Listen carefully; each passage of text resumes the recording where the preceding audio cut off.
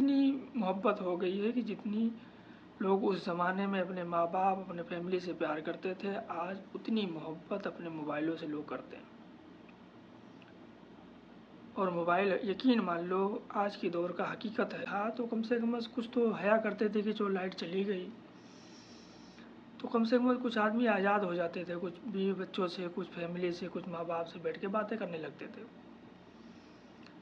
अभी तो टीवी तो कम हो गई, खैर मोबाइल आ गई हाथ में, तो अगर कोई फारिग भी होता है कोई घंटे 2 घंटे के लिए, तो इतनी बिजी हो जाते हैं, इतने मशगूल हो जाते हैं अपने आप में कि बीवी बच्चे तो छोड़ो, माँ बाप तो छोड़ो, किसी का कोई कहना नहीं मानता, मोबाइल में बैठे बातें करने लगते हैं मोबाइल से।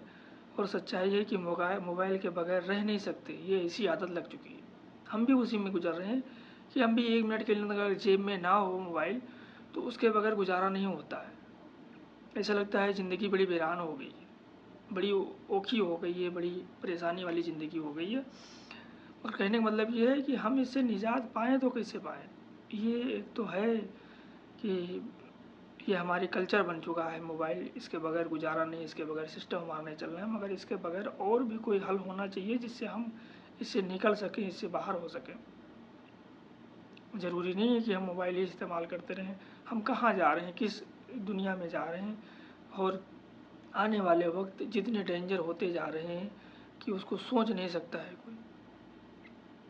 कोई सोच नहीं सकता है कि जितनी मुश्किलें और कितनी परेशानियाँ बढ़ती चली जा रही हैं दिनों दिन। पढ़ाई लिखाई एजुकेशन, अभी तो एक सर्वे में आया है कि पढ़ाई पे तो कोई ध्यान ही नहीं देता है कि पढ़ाई होती क्या है।